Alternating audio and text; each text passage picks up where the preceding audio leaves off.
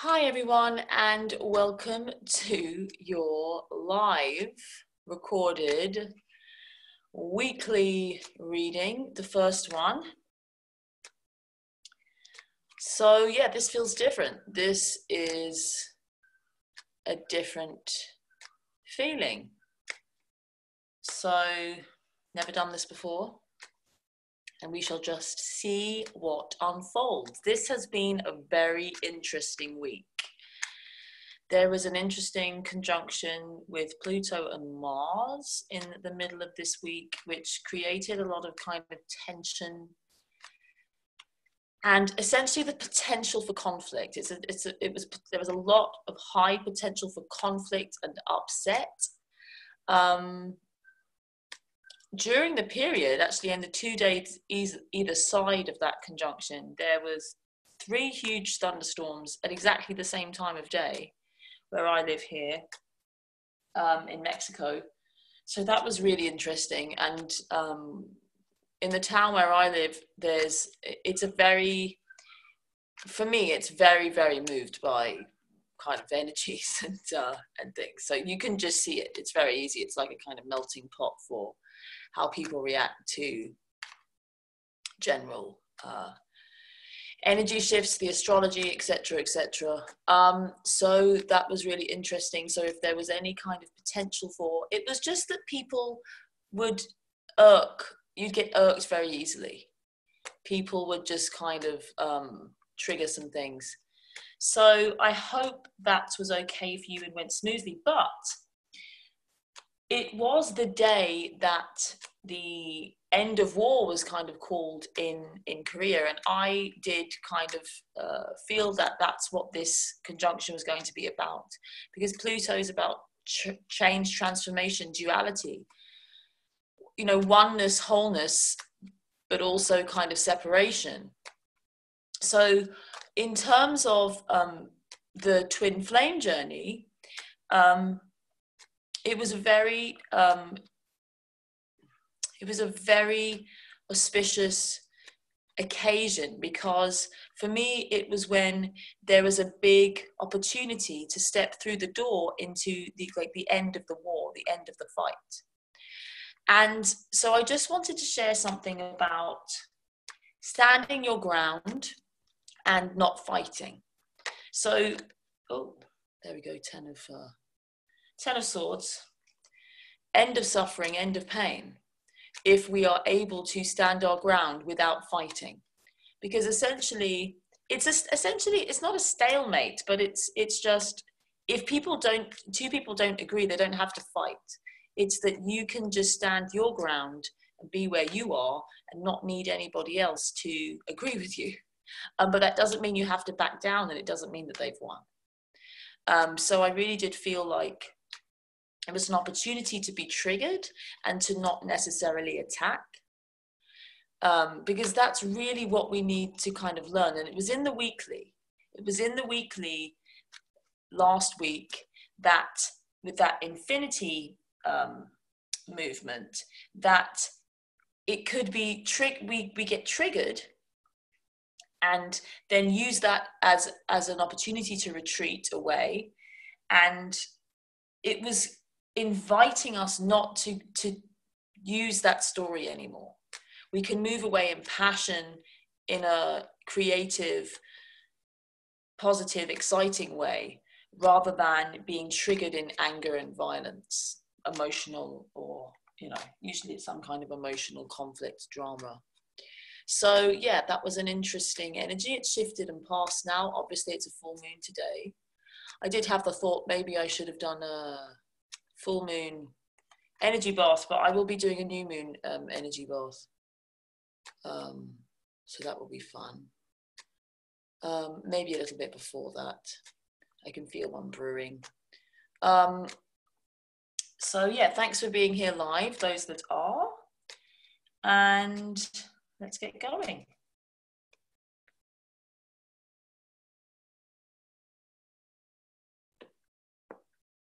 Okay, so, wow, yes, bottom of the deck for this week is the 10 of Wands.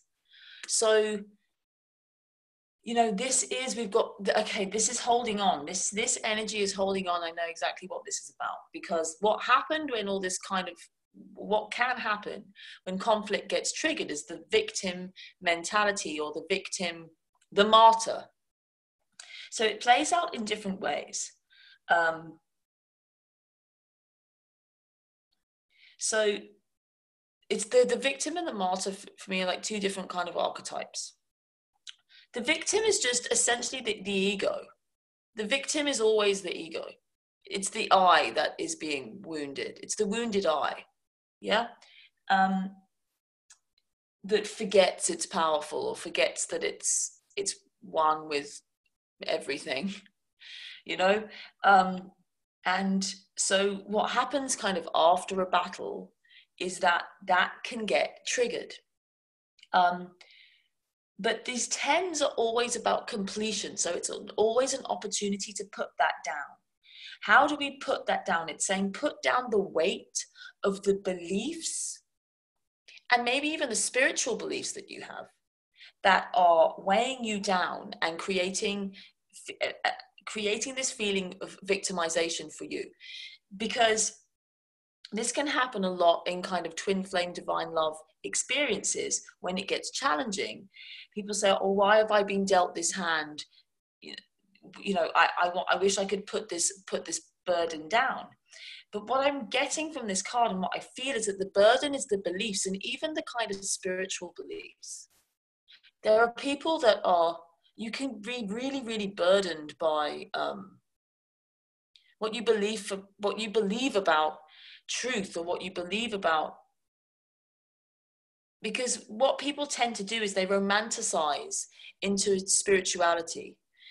And I'm not saying that there isn't some extremely powerful soul beyond the physical connection, but we don't have to focus upon that.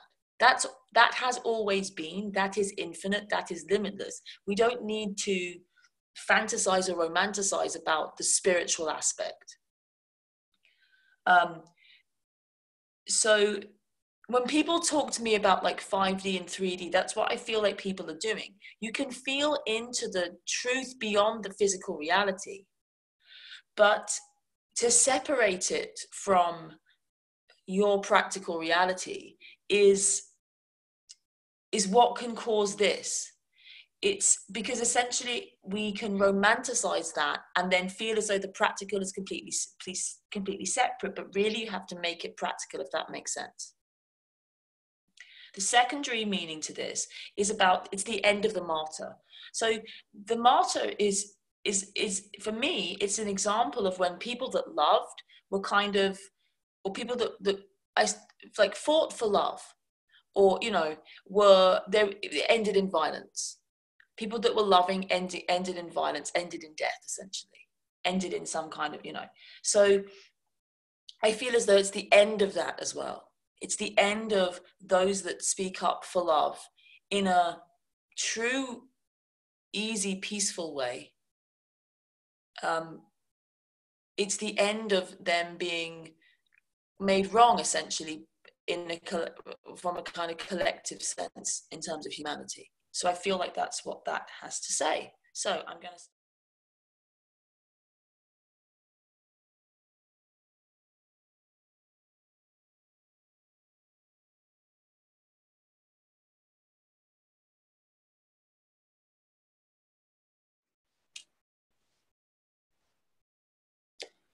Okay, so Journey of Love, Oracle. Let's get a bit crazy. Let's get a bit crazy today. Oh, do we think it's that one? Oh, they're all coming out. Okay, maybe we're going to read 3. Okay. There are 4. Okay, I'm going to pick one of this one. These. Okay. Wow, and look how they're kind of like twin images. See how similar these images are?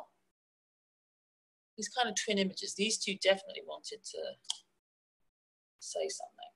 Okay, so I'm going to do it this way around first. This one had something to say first, didn't it? Number 9, Heart of God.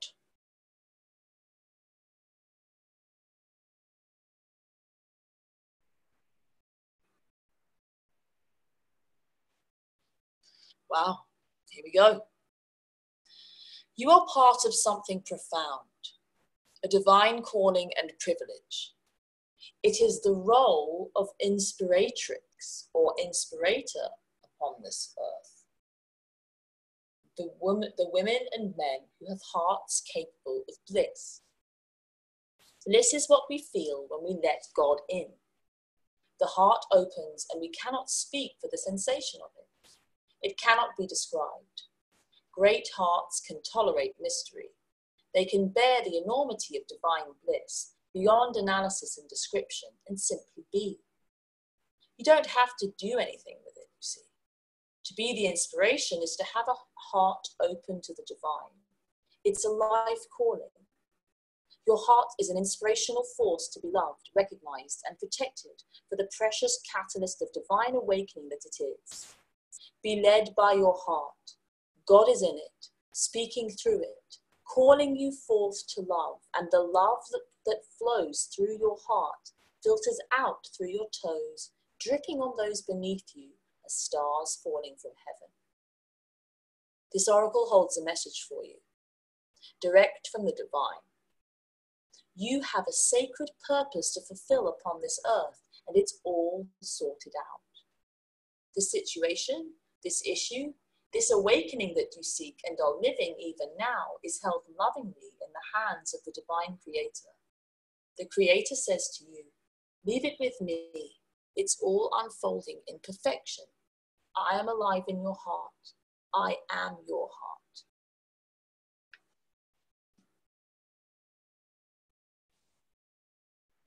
When souls are touched with love sublime, and hearts unleash the wonder found, a promise made somewhere in time of words that speak without a sound. In gratitude we transcend space and bless the gifts we now can keep, of thoughts caress and soft embrace, and eyes allowed in joy to weep. The moment song that we compose will leave this life with no regret, and carry forth what we impose, to chart again a course once set. For what we have is ours to own, each breath a step we measure sweet. Together now we wait alone, and walk in peace, our hearts complete.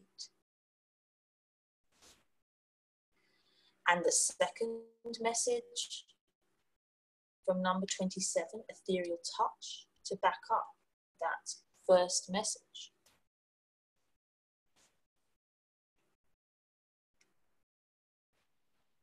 Spirit is present in your very touch at this time, and you are having an impact on the world around you, particularly your close relationships, in ways that are far more profound than may be immediately obvious. The touch of your soul is ethereal, spiritual, of light and sound. It moves the heart and opens pathways of possibility through love, faith, and trust that would otherwise be impossible to access. Trust in the presence of the divine in your touch, physical and spiritual. Your healing presence is making waves of love rise and stir in this world, and the divine lives and breathes through you, beloved. Remember that through the sacred temple of your body, that though the sacred temple of your body gifts you with hands through which to hold and give, it is the soul within the flesh that renders touch a sacred healing. This oracle guides you to accept and embrace your healing abilities and to trust that you can feel your way through life by opening your hands to receive and taking hold of the opportunities that are presented to you. You are meant to touch the world with your spirit. In a world of no coincidences and no mistakes, you were heaven sent. I thank God for the opportunity to know you, to experience your kindness, your generosity, and most of all, our love. How long I have waited to open my heart, to bare my soul, to let my power comfort and my arms hold, to let my wisdom counsel and my love awaken, While this is only the beginning, when I look in your eyes, I know.